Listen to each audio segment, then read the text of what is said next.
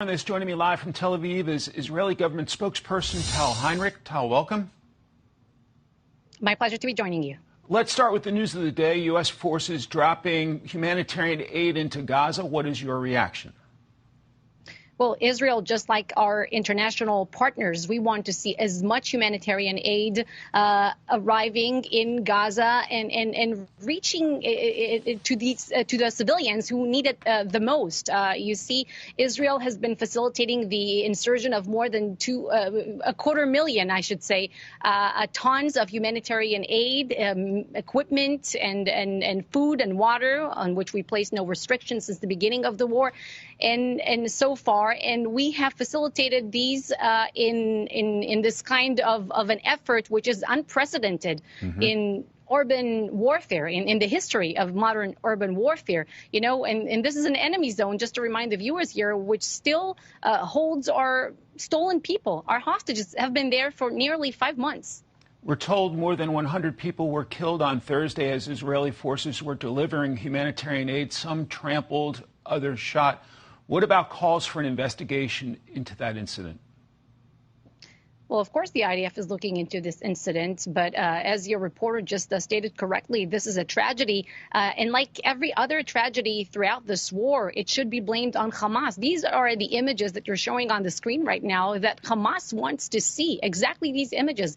They want the civilian suffering in Gaza. They want increased casualties, civilian casualties in Gaza, because they're stealing humanitarian aid from them. And they hope that by producing these kind of images and civilian suffering, Israel will succumb to international pressure and take the fire for their own vile actions. And by doing so, they hope that we will stop crushing them on the ground. This is not going to happen. Our fight is not with the civilians of Gaza here, of course. Our fight is with Hamas. We will dismantle their terrorist organization and make sure that they no longer have military capabilities to ever hurt us again.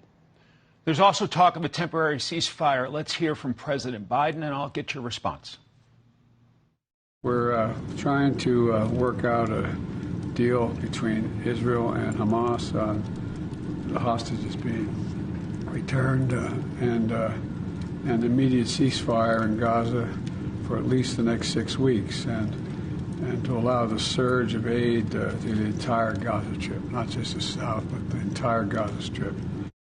Are you hopeful there will be a deal? Well, we always have hope. We want our stolen people back, full stop. And we're investing a lot of efforts, military efforts on the ground and diplomatic efforts behind the scenes. We're pursuing these avenues as well because we want to see another deal that will see the release of the remaining hostages, 134 of them. We have a moral duty to them and to their families. We want to see them reuniting. But you see, Hamas so far has presented terms in the negotiations that have been delusional, as Prime Minister Netanyahu referred to them. And Secretary Blinken, he referred to them as non-starters.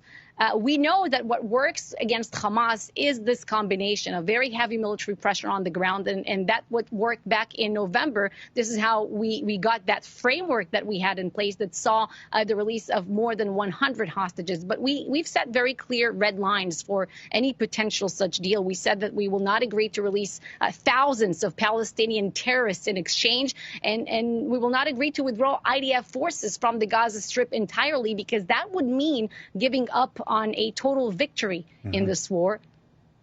I want to play for you a clip from Defense Secretary here in the U.S., Lloyd Austin, and I'll get you to respond. Mr. Secretary, about how many Palestinian women and children have been killed by Israel since October 7th? It's over 25,000.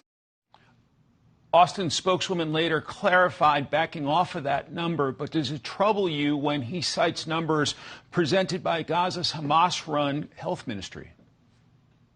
Well, I'm sure that everyone knows, and well, the secretary knows, and everyone, you said it yourself, that it was somewhat backtracked or clarified later that these are numbers provided by Hamas. We do not take any claim, report, number, narrative, propaganda by Hamas at face value. That's a rule of thumb. These are the same terrorists who invaded our borders on October 7th with their death squads and raped and mutilated and burned entire families alive. Of course, we should not believe them. Tal Heinrich, Israeli government spokesperson, thank you so much for your time and your help today.